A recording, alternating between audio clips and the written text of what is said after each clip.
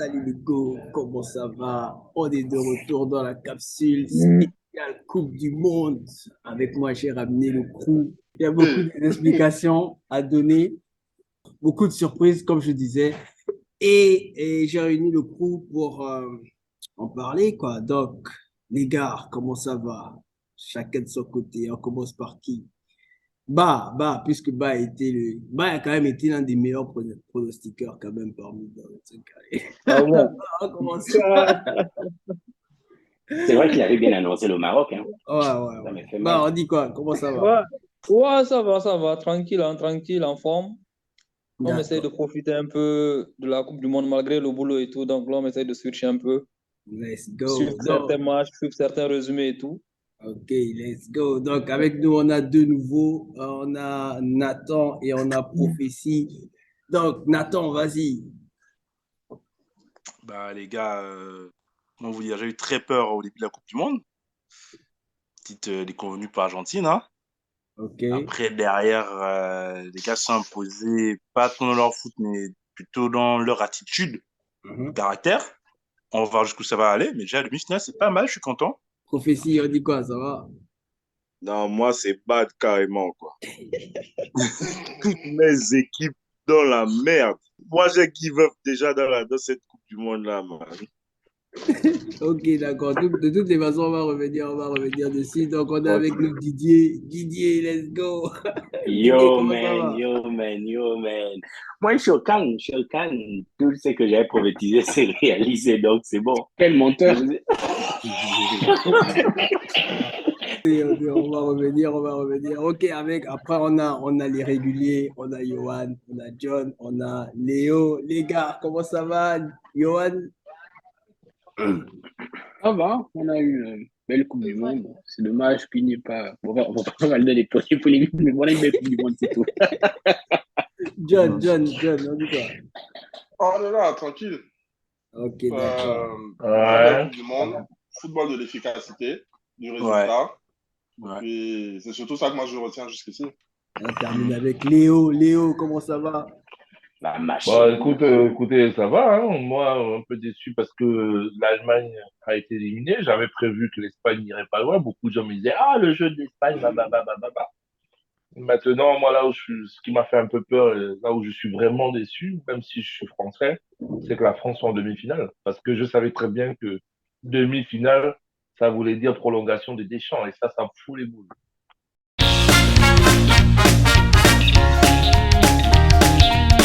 Ok, donc on va plonger sur le vif du sujet, les gars. Nous sommes en demi-finale. Donc, tout au long de la compétition, quelles ont été vos impressions? Quelles ont été vos déceptions? Quelles ont été vos plus grosses surprises? On commence avec Hmm. Léo. Léo, vas-y. Donc, c'est quoi ta question? La plus grosse surprise et les plus grosses déceptions de la Coupe du Monde. Écoute, on va pas créer de surprise quand je vais te dire que la plus grosse surprise, c'est le Maroc, hein. Personne n'attendait le Maroc à ce niveau-là. Ça, c'est pas surprenant de dire ça.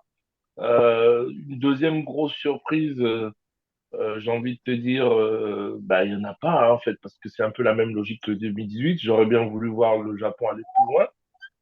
Hmm. Euh, Très surpris quand même du niveau de jeu des titulaires de l'équipe de France, parce que je m'attendais pas à avoir l'équipe de France à ce niveau-là. Je me suis dit qu'avec tous les blessés qu'il y a, et à un moment donné, ils vont craquer. Après, il y a quand même une polémique qui m'emmerde un peu dans cette Coupe du Monde, c'est l'arbitrage, en fait. Je comprends rien à certains faits de jeu. Je comprends rien à leur temps additionnel, à certains moments des choses qui sont sifflées, mais en fait, c'est tout le contraire qu'on voit. En fait, il y a un arbitrage un peu chelou pendant cette Coupe du Monde. Sinon, à part ça, agréablement surpris, hein. Vraiment, comme je l'ai dit, ma plus grosse déception, c'est l'Allemagne. Voilà. Même pas le Portugal, l'Allemagne. Parce que moi, je comptais sur eux. Mais si je peux donner une dernière prophétie, l'Europe va conserver sa Coupe du Monde. Ok, Voilà, c'est tout ce ok, que j'ai à dire. ok. Donc, on va donner la parole au nouveau. Alors, pour le nouveau, on va aller avec Nathan. Nathan, plus grosse déception et plus grosse surprise de la Coupe du Monde jusqu'à présent. Plus grosse déception pour moi, c'est Allemagne et Espagne. Allemagne et Espagne, là, c'est flagrant. L'Espagne, c'était sur une bonne dynamique. Ils étaient arrivés en demi-finale de l'Euro. Ils ont perdu au tir au but, je crois, contre l'Angleterre, qui a été finaliste derrière. Non, contre l'Italie, en les malmenant quand même au jeu. Donc là, je m'étais dit qu'ils allaient faire mieux, mais bon, au final, non. Et l'Allemagne, franchement, sortir au premier tour, 2 fois de suite, sachant que c'est l'une des plus grandes nations en Coupe du Monde, ça, pareil, je n'imaginais pas. Donc, mes 2 plus grosses déceptions. Après, derrière, la surprise, c'est le Maroc, forcément. Maroc et Japon. D'ailleurs, Japon-Jean, c'est dommage qu'ils ne soient pas allés plus loin. Mais Maroc, franchement, les gars, pour moi, dès qu'ils se qualifient en battant l'Espagne, même si c'était un miracle, enfin, c'est assez logique, en fait, vu le jeu de l'Espagne. Mais le Portugal, pour moi, c'était impossible. Et c'est pour ça que je ne vais même pas prédire, en fait, la suite entre France et Maroc. Parce que, pour moi, enfin, en termes de foot, la France doit les taper. Mais après, ceux qui font depuis le début de la Coupe du Monde, là, je ne me prononce Ouais. plus. Et aux Mauvais. déceptions aussi, beaucoup d'argent perdu à cette Coupe du Monde, là. Ah, ok, d'accord. Ok. Pas possible. Prophétie, vas-y, plus grosse déception et plus grosse surprise de la Coupe du Monde. Ma plus grosse déception, à la surprise, je vois un peu, j'écoute un peu tout ce que les autres disent. Moi, ma plus grosse déception, c'est le Brésil. Franchement, cette génération-là est la plus belle génération que l'on ait eue depuis 2002, depuis après 2002. Parce que la dernière Coupe du Monde du Brésil, c'était 2002. Après 2002, on n'a pas eu une aussi belle équipe du Brésil. Sur tous les compartiments de jeu, le Brésil avait le meilleur papier. Ouais, ouais. Et ne pas les voir dépasser le stade d'écart, pour moi, c'est un cataclysme total, quoi.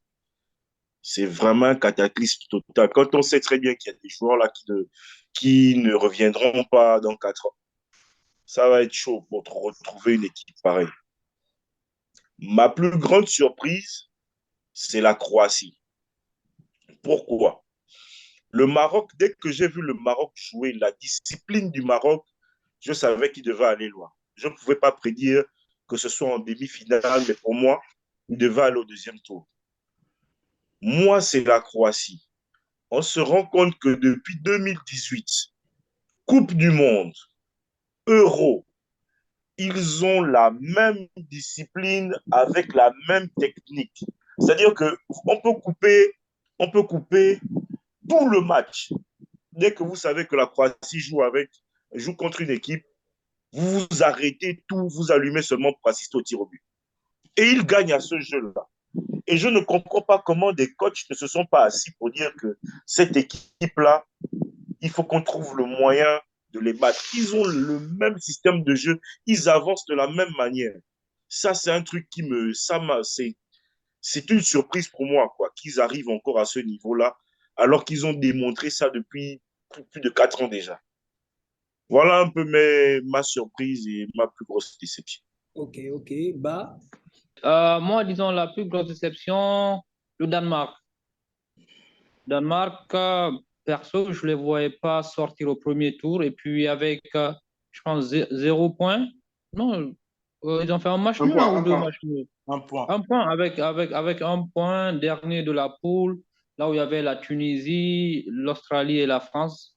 Et moi, je les voyais même premier et France deuxième dans mon prono. Et puis, les voir sortir dès le premier tour.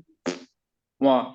Ma plus grosse surprise, bon, le Maroc, oui, aller en demi-finale, mais je les voyais quand même faire une bonne compétition. Mais l'Angleterre, parce que l'Angleterre, moi, j'ai suivi la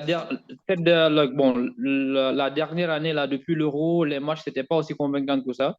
Mais le jeu que je les ai vus, le jeu qu'ils ont produit, euh, ça m'a beaucoup impressionné quand même. Moi, je pense que malgré qu'ils soient éliminés, l'équipe qui m'a le plus surprise, c'est l'Angleterre. Maintenant, chapeau aussi au Qatar niveau organisation, parce que malgré tout ce qu'il y a eu, malgré tout ce qui s'est dit, et quand même, ils arrivent à faire une belle organisation, une bonne Coupe du Monde. d'accord, d'accord. J'avais peur hein, quand tu as dit chapeau au Qatar. Je me suis dit, oh. Ah,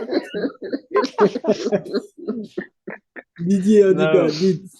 Toi, tu as beaucoup Yes, d'explications. yes. Toi, tu as beaucoup d'explications à nous donner, par contre.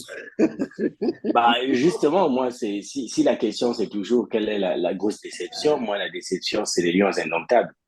Les Lions indomptables m'ont déçu parce que tout l'espoir du monde entier était sur eux et tout le monde s'attendait à ce qu'ils fassent une merveilleuse Coupe du Monde.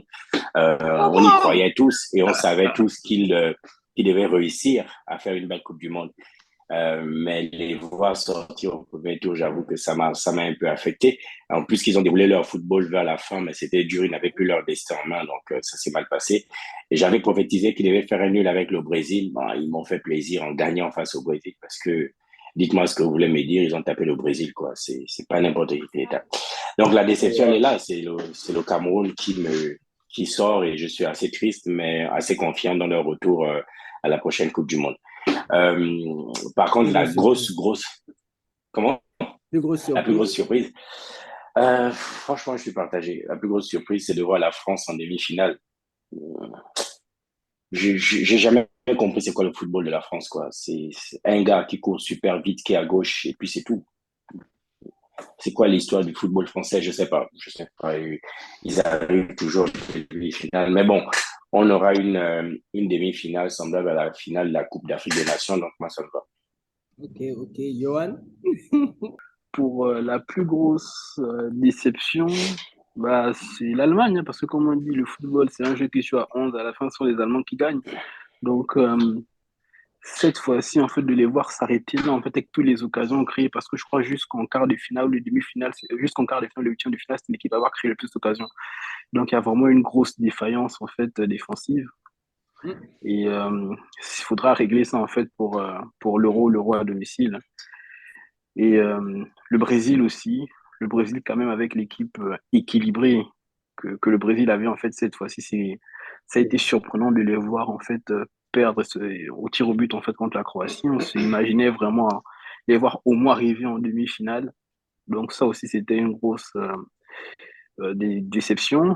L'Espagne pour elle, pour moi, c'est pas une déception parce qu'on a vu même en fait à part le match en fait contre le Costa Rica, hein, je crois ouais, le Costa Rica en fait, ils ont du mal en fait à marquer des buts.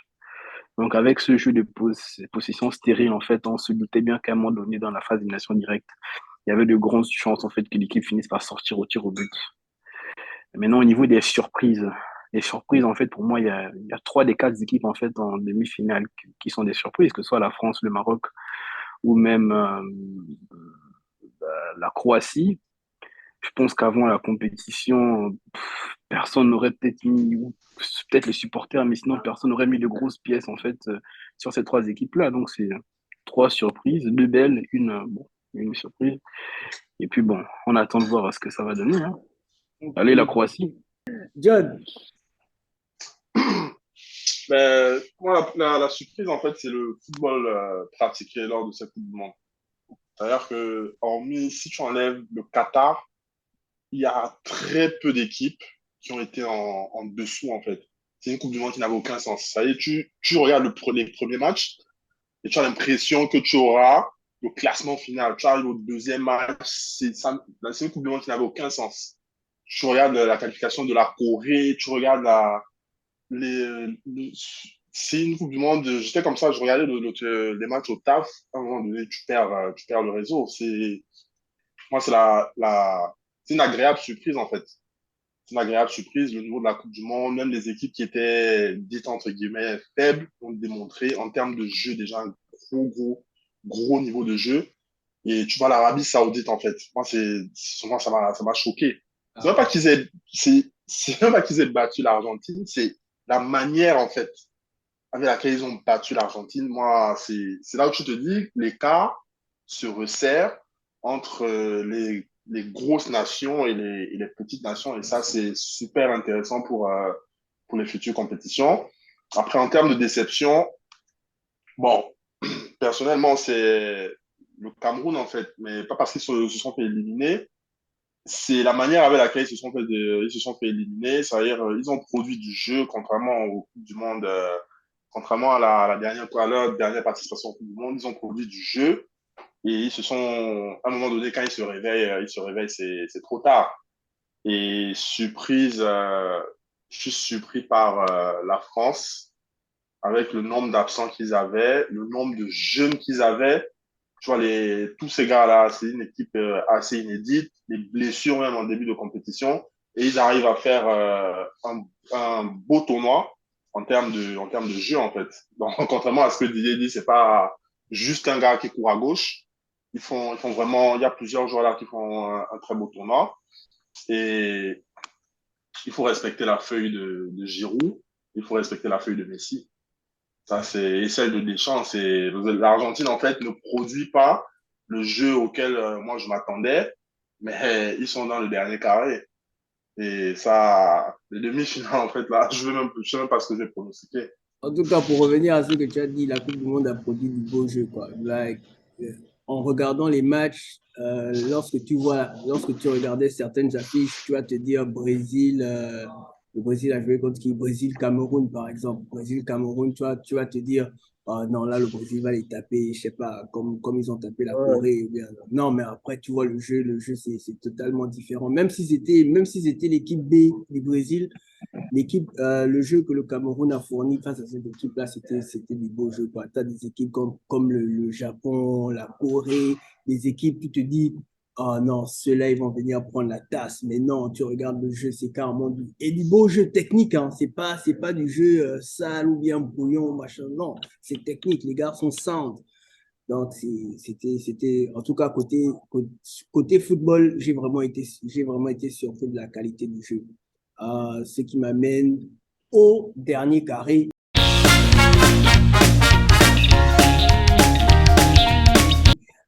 Les demi-finales. Donc, en demi-finale, on a Argentine, Croatie et France-Maroc, les gars. Donc, comment vous voyez les demi-finales se passer? On va donner la parole à Nathan. Let's go. Franchement, les gars, j'ai envie de dire, il y a quelqu'un là-haut qui veille sur l'Argentine, hein. Parce que moi, après le match contre l'Arabie Saoudite, je me dis, toi, t'en finis deuxième de la poule, l'Argentine, et on tombe sur la France, c'est fini. Et même si on finit premier, c'est au Danemark. Donc, c'est fini aussi. Donc, déjà, quand l'Australie finit deuxième, je comprends qu'il y a un truc qui se passe. Derrière, on tombe sur les Pays-Bas. Les Pays-Bas, franchement, j'ai trouvé au-dessus, mais quand même, c'était une équipe abordable pour l'Argentine. Ça passe. Le parcours de la Croatie que personne n'aurait imaginé. Donc, c'est aussi une rescapée qui arrive là en demi-finale. Donc, là encore, pour l'Argentine, aller en finale, alors qu'on imagine tous le Brésil, en fait. C'est possible. Donc, arriver à ce stade-là, en ayant toujours la possibilité, de manière rationnelle, en parlant de football, d'atteindre la finale, pour moi, pour l'Argentine, c'est incroyable. Parce qu'en termes de jeu, je ne les voyais pas. En termes de football, je ne voyais pas l'Argentine aller aussi loin. Donc, déjà, ça, c'est fou. Il y aura peut-être une finale pour Messi, une dernière. Après, côté Maroc, France, pour moi, c'est l'irrationnel du football, en fait. C'est-à-dire, on fait des pronostics, on lit des articles, on est bougé de foot, mais quand même, enfin, prévoir ça, enfin, le Maroc, moi, ce qu'ils font, c'est incroyable. C'est incroyable. Donc, des pronostics, je ne sais pas trop. À mon avis, je pense que l'Argentine, quand même, là, la finale est à portée de main. Donc, je pense qu'il y a moyen qu'il le fasse vraiment au moins la finale. Ou au pire, s'il rate la finale, ce sera une troisième place. Mais ce qui serait con, c'est qu'il rate la demi-finale contre la Croatie, que le Maroc aille en finale et qu'il se trouve à jouer à la troisième place contre la France. Bon, là, on va rigoler, hein. Ok, Là, mais ok. si ça fait, ce sera à quatrième place, là, parce que la France, pour moi, genre, en termes de foot, y a plus leur niveau, là. La dernière barrière, c'était l'Angleterre. Après, possiblement, ça aurait été le Portugal. Mais là, que ce soit Croatie, Argentine, Maroc, ils n'ont plus de rivaux, intrinsèquement parlant. Ouais. Mais après, le foot, c'est le foot. Donc, on verra. Peut-être qu'il y aura une surprise. Ok, ok. Prophétie, comment tu vois les demi-finales se passer pour toi? Alors, moi, je prédis déjà quelque chose. Le Hmm. match de la Croatie. Croatie, il joue contre qui là déjà? Argentine. L'Argentine. Arrêtez tout et venez regarder le match seulement à la fin. Ce sera, mais je vous promets, tir au but. Ok, ok. Les gars vont jouer, ils vont traîner ça jusqu'au tir au but. Et puis, si jamais ils arrivent au tir au but, laissez tomber l'Argentine. Je ne sais pas ce qu'il a mangé, Livakovic, cet Obamba là. Je ne sais pas ce qu'il a bouffé, le mec. Mais il a une science des tirs au but. Je ne sais pas comment il fait. Maintenant, l'autre côté, c'est intéressant. Maroc-France. Maroc-France, c'est un match avec beaucoup d'enjeux.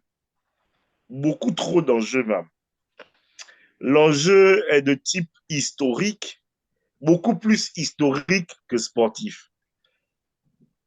On a deux nations pas rivales, très amies, avec des problèmes politico-sociaux très, très, très, très, très accrus. Et c'est en fait là où se situe le véritable enjeu.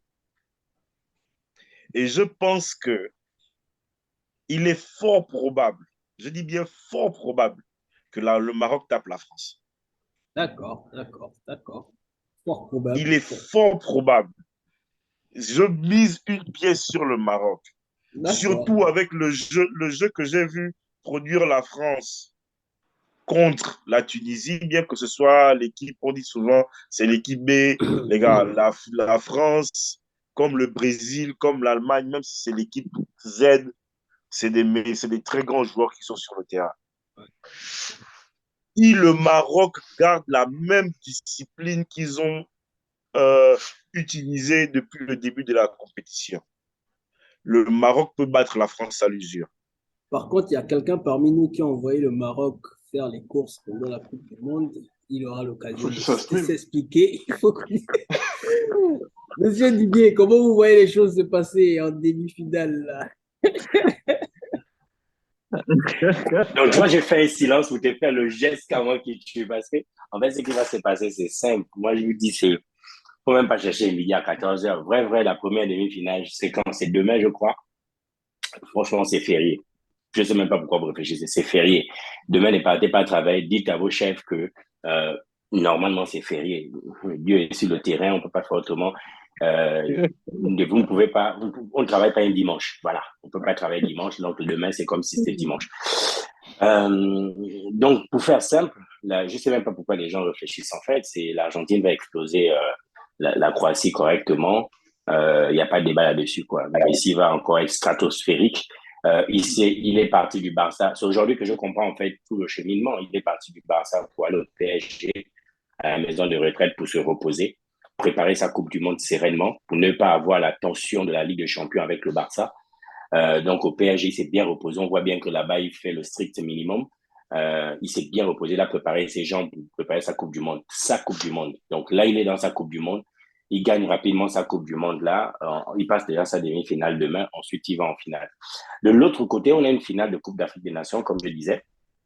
Une équipe d'Afrique, le Maroc, contre la meilleure équipe d'Afrique. Donc du coup, moi, je ne vois pas trop de quoi est-ce qu'on parle là, en fait. C'est deux nations qui se connaissent bien. Ils vont s'expliquer entre eux. Ils vont jouer leur football chacun.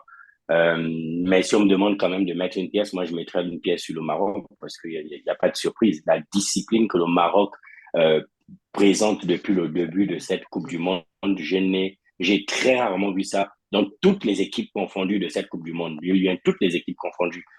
Ils sont très disciplinés et très déterminés. Et ce que je dis souvent aussi, c'est que dans un match, dans un combat, je crois que c'est là que l'Espagne pêche en fait. C'est que au début, quand tu es favori, tu as les 20 premières minutes pour éteindre ton adversaire. Si tu n'as pas réussi à éteindre ton adversaire, là, ton adversaire prend confiance en se disant oui, je peux. Et à partir du moment où il dit oui, je peux et que les minutes s'égrènent derrière, sa confiance continue à augmenter. À l'échelle d'une Coupe du Monde, quand tu prends les matchs les uns après les autres, chaque match gagné te donne une quantité d'énergie qui te fait aller vers l'avant. Quantité d'énergie que la France, elle est là. Elle se dit, bon, bah, demi-finale, c'est la base. J'ai une étoile sur mon maillot, il n'y a pas de problème. Donc, eux, ils ont déjà leur quantité d'énergie. Ils ne sont pas en train de gagner quelque chose. À l'inverse, on a un Maroc qui part de quasiment rien, qui n'était attendu de personne. Il y a certaines personnes ici dans la capsule qui ont prophétisé que le Maroc était venu faire des courses. mais ils ont accumulé leur énergie, leur confiance, ils sont montés en puissance. Et je crois que cette demi-finale-là sera la plus belle des demi-finales où la France va quand même croiser un des adversaires les plus durs de cette Coupe du Monde. Le match va se jouer sur un petit 1-0 quelque part. Ils vont plomber un but et ils vont aller tranquillement s'asseoir derrière chez eux, verrouiller les goals comme pas possible. Et la France va voir ce que le chien avait vu en Zion. Voilà, voilà. Ok, ok, ok. Bah, on va te donner la parole après. Ok, il y a Léo qui veut intervenir vite fait. Ouais. Bon, juste, moi, je rappelle juste quelque chose. C'est vrai que l'histoire est faite pour être modifiée, mais euh, la bête noire de l'Argentine, rappelez-moi, c'est qui? Brésil. Ah, l'équipe de France, pardon, excusez-moi, j'avais oublié.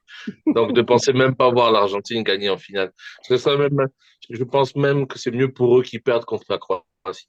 Tu vois, c'est mieux pour eux parce qu'ils vont se prendre un bouillon en finale, tu ne vas rien comprendre. Et effectivement, Croatie, Argentine, c'est pas un match qui me plaît tant que ça parce que on connaît le scénario, Préféci l'a dit. Je suis même très surpris de voir la Croatie, mais sachant qu'ils sont très, très carrés, très réguliers dans ce qu'ils font, le scénario du match ne changera pas. Ça sera la Croatie, certainement au tir au but. Je suis d'accord avec Prophétie. Les tirs au but, peut-être pas, mais je pense que Messi risque de ne pas terminer le match.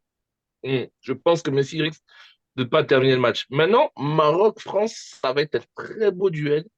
Moi, le duel que j'ai envie de voir Maroc-France, c'est Amrabat-Giroud. Parce que là, je comprends mieux pourquoi Deschamps, il a gardé Giroud. Parce que Giroud, c'est quand même la tour de contrôle. Et Amrabat, en ce moment, ce qu'il fait en défense, c'est quand même pas mal, hein. C'est quand même la seule équipe à avoir pris, je crois, un seul but depuis le début du championnat, depuis le début de la Coupe du Monde. Un seul but, hein. Non. Ça va se jouer sur un coup de tête de Giroud. Ça va se jouer sur 1-0. Et contrairement à ce que Diz a dit, lorsque ça va faire 1-0, c'est là où le Maroc va être déstabilisé. Parce que le Maroc est déjà arrivé au bout de son prime. Et contrairement à ce qu'on a pu, ce qu'on peut dire en disant que le Maroc n'a encaissé qu'un but, c'est la meilleure défense. Oui, oui, meilleure défense. Mais regardez le nombre d'occasions de but qu'ils ont failli prendre. Donc à partir du moment où un va rentrer, ça va être comme le ketchup. Tu vas voir, ça va être comme le ketchup, ça va couler. Donc moi j'attends de voir le duel Giroud-Amrabat sur le duel aérien. Et puis derrière, ça va se faire un France-Croatie en finale comme en 2018. Et puis on sait qui va gagner, hein. Voilà, c'est tout ce que j'ai à dire. Ok, bah, vas-y. Bon, là, disons un peu. Argentine-Croatie, je vois bien l'Argentine. Bon, je suis supporter de l'Argentine, hein, Messi, oui, mais je vois bien l'Argentine. Pourquoi déjà? Je crois que les Croates, je pense qu'ils sont épuisés là. L'équipe est déjà vieillissante. Il y a déjà ça, l'équipe est vieille, même s'il y a quelques jeunes qui sont arrivés. Là, ils viennent d'enchaîner deux prolongations. Le premier tour n'a pas été facile aussi. Et ils viennent face à une Argentine qui est de plus en plus en confiance et tout, surtout avec cette victoire contre les Pays-Bas. Ils sont passés par toutes les émotions, mener 2-0, être rattrapé à la dernière seconde, aller au tir au but et tout, avec tout ce qui a entouré le match en termes de tension et autres. Je pense qu'ils viennent plus motivés avec plus de confiance. Donc, je vois bien l'Argentine passer en 90 minutes même. Je ne le vois même pas aller en prolongation déjà. Mm.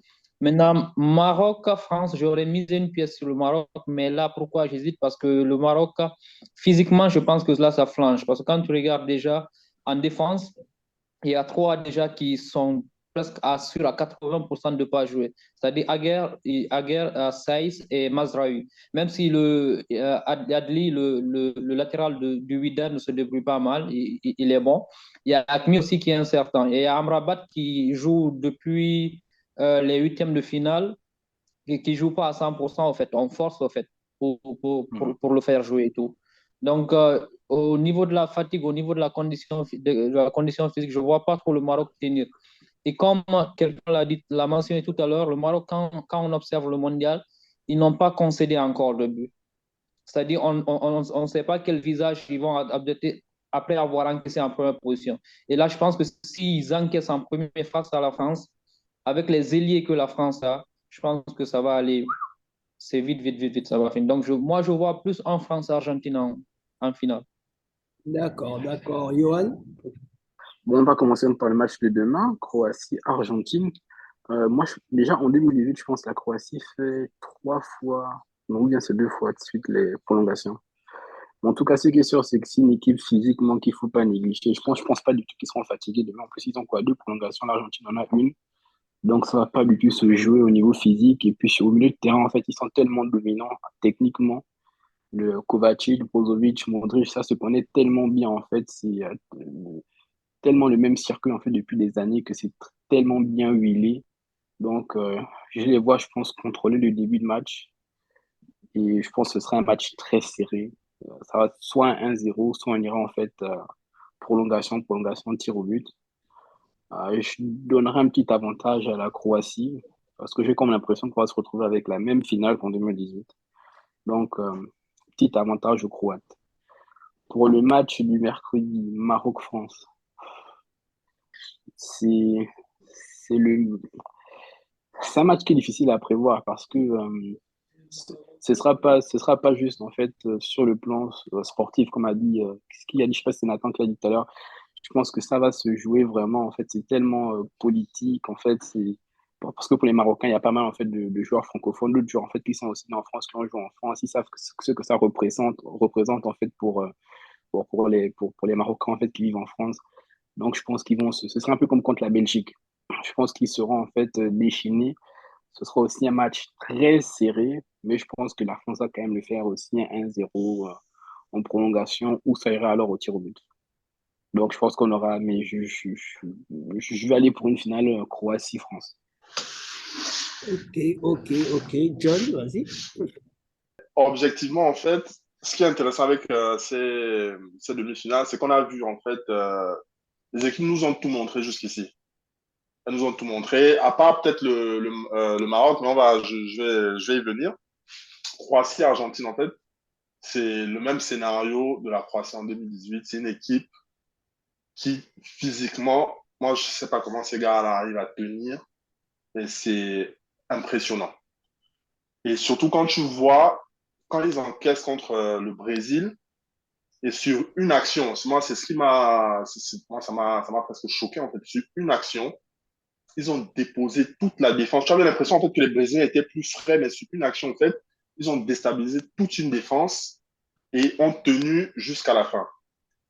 L'Argentine, c'est le chaud et le froid. C'est-à-dire, tu as un coup type qui est capable de, à n'importe quel moment du match, de déclencher des actions bizarres. Mais tu as un entraîneur, moi, des fois, je vois souvent Nathan péter les plombs quand il fait ses postes. Ouais. Mais tu as un entraîneur, en fait, moi, en fait, il faut voir quel type de classement et quel coaching il va aligner. C'est ce qui va déterminer, en fait, si l'Argentine passe ou pas. Parce que quand tu vois comment ils se font remonter contre les Pays-Bas, tu te dis, en fait, qu'il y a moyen parce que la défense, en fait, a pris le feu sur une action. Mais je vois pas le match aller pour prolongation. Je vois l'Argentine gagner en 90 minutes, pas sur un score super serré. Et le match France-Maroc, là, les Marocains sont épuisés. Quand aussi vous regardez le dernier match, en fait, les Marocains sont épuisés. Certains finissaient presque à quatre pattes. Les gars ne pouvaient plus, en fait. Et là, je pense pas que... Pardon. Je pense pas qu'ils se seront remis. Ils auront beaucoup de joueurs, comme Abba disait, ils ont pas mal de joueurs qui ne jouent pas à 100%. Ils ont eu un carton rouge également lors du précédent match. Je pense que même si la France ne gagne pas forcément par un score fleuve, on aura France-Argentine en finale. Ok. Mais au bout des 90 minutes, il n'y aura pas, je vois pas de prolongation pour Pour les deux demi-finales. matchs. Ouais, moi aussi, c'est pareil. Je vois pas les deux matchs aller en prolongation. Je vois pas l'un des deux matchs aller en prolongation. Déjà, du côté secteur fatigue, l'entraîneur des Marocains aussi en parlait. Il a perdu beaucoup de joueurs. Déjà, pour aller en Coupe du Monde, il a perdu des joueurs. Arrivé en Coupe du Monde, il en perd encore. Il y a Saïs, je pense, qui est sorti sur civière. Ça va être vraiment dur, surtout côté physicalité, côté Maroc. Ça va être dur, ça va être un peu dur. Mais bon, je donne quand même à l'avantage au Maroc. Le Maroc va aller en finale et redorer le continent africain. Let's go, let's go. Ah, mais Les si ça gars, se passe, mon gars, les gars, c'est si Moi, c'est c'est ça, un... mon plus gros souhait, hein. si C'est ça mon se plus gros passe, souhait. si ça se passe, on a déjà gagné la Coupe du Monde. Mais bon, Mon gars, Mais vous côté, voulez inviter à un mariage? j'aimerais vous toucher sur un plan, sur un sujet, un truc particulier. C'est, pour moi, Deschamps, c'est l'un des meilleurs coachs de l'histoire. Oh, ok, ok. Explique-toi, les vas-y. gars, les gars, vous Sélectionneur, n'imaginez pas sélectionneur, sélectionneur. Moi, je suis Il d'accord. cherche les construire, papiers. construire, construire une équipe, construire une équipe Mm. lorsque tu as la moitié de ton équipe type avec laquelle tu as gagné la Coupe du Monde qui est blessée et construire un groupe qui est, qui est assez homogène et arriver à ce niveau-là, j'ai jamais vu ça. Moi, je prends exemple avec le Brésil, le Brésil qui a fait le free pit. La France, ils ont une génération dorée. Franchement, avant, quand il y avait France 86, c'était exceptionnel déjà. Et Benzema Nasri, c'est un truc de fou. Mais là, les gars, l'île de France produit, c'est une usine à talent. Je n'ai jamais vu ça. C'est-à-dire, tu perds 7 titulaires. Normalement, toute équipe qui perd 7 titulaires est déstabilisée. Eux, ils peuvent compter sur Koundé qui émerge, comme par hasard. Upamecano qui émerge, comme par hasard. Varane, l'ancien qui revient. Théo Hernandez, son frère, Lucas Hernandez, Pavard. En fait, ils ont une flopée de talents. Au milieu de terrain, c'est pareil. L'Argentine perd un milieu, Lo Celso, son jeu change. Mais là, vous voyez ce que la France perd quand même comme niveau. Moi, j'étais en mot genre, bah, c'est fini. Tu vois, il y a les 2 joueurs du Real de Madrid quand même. 2 joueurs du Real de Madrid. Ils sont dans le 11. Un joueur de la Juventus, titulaire. Et ils arrivent quand même à avoir une équipe qui est compétitive. Ce qui m'amène à poser la dernière question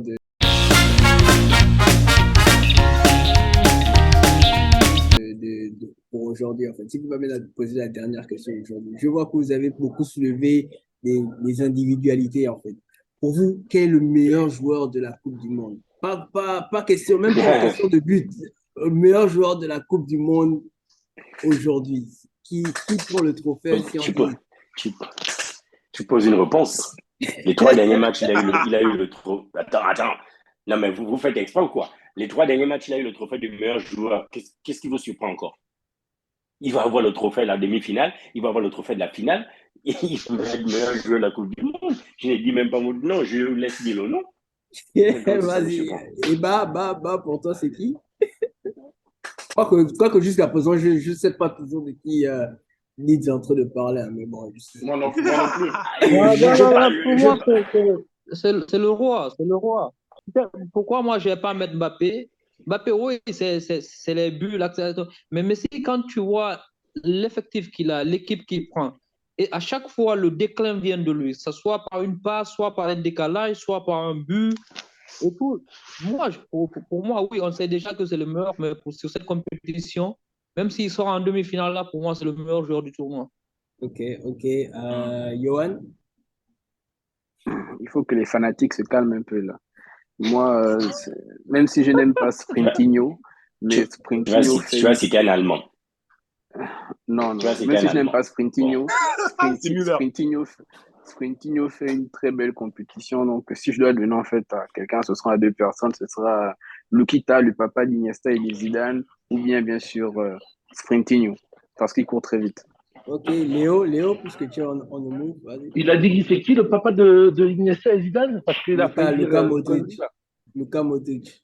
Oh non, évite ça, parce que j'ai failli dire la même chose. Donc non, pour moi, ce sera soit Kylian Mbappé, soit Modric. Tu verras. Modric ne fait pas une grande compétition, mais tu verras, comme ils sont réguliers, ils vont nommer Modric ou Kylian Mbappé. Ça peut pas être Messi. Pourquoi? Parce que Messi va s'arrêter demain, en fait.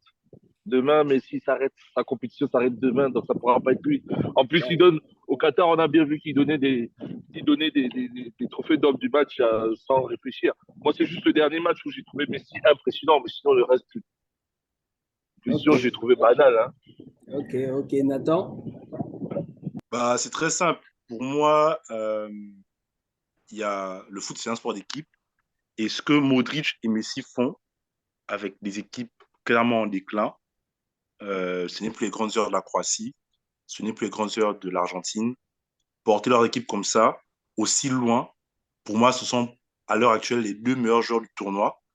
Parce que Mbappé, on peut le voir, il peut rater un match. Il y aura Giroud, il y aura Griezmann, il y aura. Voilà quoi. C'est un collectif en fait. Et lui, c'est le joueur qui sublime le collectif. Et tant mieux pour lui parce qu'il va gagner beaucoup de trophées comme ça en fait. Et c'est comme c'est un sport collectif, tant mieux pour lui d'être dans une équipe, une génération où il y a autant de potentiel et où lui, il a un peu la cerise sur le gâteau. Un peu comme Pelé avec le Brésil des grandes années. Mais par exemple, euh, pour moi, je fais la distinction entre Maradona et Pelé, c'est-à-dire il y a un qui a gagné avec une équipe faible, enfin moyenne, et c'est ce que Messi est en train de faire là. Messi, s'il va en finale, il est sur la voie de Fred Maradona, et je mesure maintenant plus ce pourquoi les gens disaient que Maradona était exceptionnel aujourd'hui en voyant Messi, parce que effectivement, il n'est pas une équipe de tocards, mais c'est des joueurs qui sont moyens et qui essaient de se surpasser pour gagner avec lui. Là où Kylian est dans une équipe de crack, de futurs grands, ou de grands déjà, et il est la seule sur le gâteau. Donc, moi, avantage Messi et Modric. Donc, celui qui gagne la demi-finale là, en finale, il aura son noir. D'accord, d'accord. Prophétie, meilleur joueur de la Coupe du Monde pour toi? Alors, j'ai écouté un peu ce que disent les autres. C'est très intéressant. C'est très intéressant. Moi, j'ai 4 joueurs en ligne de mire. Le premier joueur, pour moi, c'est le gardien de l'équipe de Croatie. Après, tu as Luka Modric. Luka Modric, c'est carrément l'homme à tout faire de la Croatie, aussi bien en attaque qu'en défense. Après, tu as Kylian. Mbappé, les gars, c'est son temps. Messi, on a vu Messi, on connaît Messi, on sait de quoi Messi est capable. Il n'y a pas quelqu'un, même l'enfant qui vient de naître aujourd'hui, là, tu vas lui dire Messi, il sait qui est Messi. Messi, c'est comme Cristiano déjà, c'est passé. Kylian Mbappé, c'est le présent et le futur. J'aime pas ce petit-là à cause de son melon. Mais si la France va en finale, si la France gagne la finale, Mbappé, non seulement il est meilleur joueur, mais il est déjà ballon d'or pour moi. Le quatrième joueur, c'est quelqu'un qui est vraiment... Ça, c'est un coup de cœur, quoi. Olivier Giroud. Vous vous rendez compte d'un joueur dont la destinée n'était même pas de briller. Quelqu'un qui est arrivé en retard dans le monde professionnel du football. La plus belle histoire de l'équipe de France actuelle. Olivier Giroud, il te met 2 ou 3 buts en finale de Coupe du Monde. Il est meilleur joueur du monde. Meilleur joueur. John, vas-y. Vite fait. Jusqu'ici, c'est-à-dire si on s'arrête en quart de finale, moi je mets Mbappé devant, je mets Modric, mais à égalité avec Messi, mais Mbappé pour moi est au-dessus en termes de... Parce que si on prend les individualités, le football produit individuellement, je mets Mbappé devant et Parce qu'il court Messi... vite. Non, non, parce qu'il a été efficace, mon gars. Ah, tu regardes, même quand il loupait beaucoup, son match sortait du lot. Après, le truc de Messi, en fait, c'est... Il a été bon. Il a été bon. C'est lui qui a déclenché toutes les actions de l'Argentine, les buts, et c'est lui qui sort du lot, en fait. Mais pour moi, Mbappé est devant à égalité avec... Mbappé est devant, Modric à égalité avec Messi. D'accord, d'accord. Et pour moi, le meilleur joueur, ça dépend de qui va en finale, en fait. Moi, je voulais en venir à l'équipe du Maroc. En fait. Vous avez soulevé, concernant le meilleur joueur, pour moi, le meilleur joueur de la Coupe du Monde. Je me focalise au Maroc. Vous avez parlé, Yaba et Nathan, qui ont dit les individualités circulent autour de l'équipe. Nathan a soulevé le point que Mbappé joue avec la France. Il y a beaucoup de talents autour de lui qui font en sorte qu'il performe bien. Et vous avez aussi dit la même chose de Messi avec l'Argentine. Mais les gars, au Maroc, on a un gars qui joue à Chelsea, qui est au banc mais qui a réussi à amener cette équipe du Maroc jusqu'à là où ils sont à présent. Le Maroc performe, le Hakim Maroc performe. Ziyech? Non, c'est pas Les Ziyech le gars, meilleur joueur, mon les gars. gars, Arrête ça. moi, Moi, je je me donne à base. Bono. Ouais, Bono il y a le peut-être, oui, gardien, mais il y a pas le Ziyech. gardien, Moi il y a aussi. le Moi gardien, il aussi. y a le gardien, mais les gars, tous les buts que le Maroc a marqués, c'est toujours parti d'une action de Ziyech. Si vous avez remarqué ou si vous avez suivi les matchs du Maroc, tous les buts que le Maroc a marqués, ça tourne autour de Ziyech. Et pour moi, en fait, même si vous vous basez sur les chiffres, hein, sur les chiffres, moi, je joue un jeu, comment on appelle? Je joue un jeu fantasy, en fait, fantasy soccer, et Ziyech est la personne qui marque le plus de points dans l'équipe du Maroc. Si tu mets si tu roster JF dans ton équipe, dans ce jeu-là, puisque c'est basé sur le réel, sur ce que les gens font sur le terrain, la personne qui ramène toujours le plus gros score en équipe de Maroc, c'est Ziyech, en fait. Tu vois? Mais Erwan, Mhm. il y a un truc que tu dois savoir. Si jamais le Maroc gagne la finale, le Maroc ne pourra pas avoir le meilleur joueur du monde.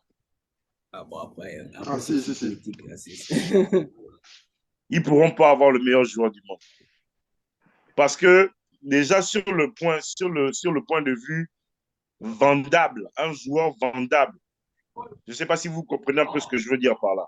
Ouais, Ouais, je vois, marketing, marketing, marketable. ouais, marketing. Voilà, ils n'ont aucun joueur qui est capable de devenir le visage même du football Le mondial. football. Ouais, c'est vrai, c'est vrai, c'est vrai. Ils Donc, vont forcément Hakimi? te chercher un ah, il y a Messi, aussi un Hakimi. Mbappé. Aussi, ah ouais, il y a aussi Hakimi. L'autre aussi, Oui, l'autre mais aussi, c'est fort. Hakimi, c'est timide. Oui, c'est Hakimi, vrai. c'est timide. Ouais, Tu vois, Hakimi, c'est pas comme Mbappé. ok. Ok. Bah, même Donc, Comme Ramos, comme Neuer. Voilà. donc, ce qui nous amène au terme de l'émission. Merci d'avoir été avec nous. Ah, n'oubliez pas, les gars, partagez, likez, et commentez et dites-nous aussi qui va gagner la Coupe du Monde pour vous. Il y a un jeu concours qui se fait actuellement. La personne qui like, qui s'abonne et qui partage aura un T-shirt. hoodie. Ouais, un hoodie. Bon, t-shirt ou hoodie avec le logo, le nouveau logo de la capsule. Ne vous inquiétez pas, vous n'aurez pas mon compte. Ouais. Auto-promo! Auto-promo! Non, non, non, bon Le nouveau pronostic, logo. partage, like. Ouais, donc, non, qui pronostique, qui partage, qui like et qui s'abonne à la page La Capsule. Et Il va nous, gagner. nous, on fait tout ça. Donc, nous, on ne gagne pas. Oui, Ouais. t'inquiète. Donc, Double XL, hein, double XL. ouais, donc vous gagnerez un hoodie avec le nouveau logo de la capsule. Donc, Yeah, man. et on se dit à la finale, ouais, mais pourquoi pas? On va parler de la finale aussi. Let's go!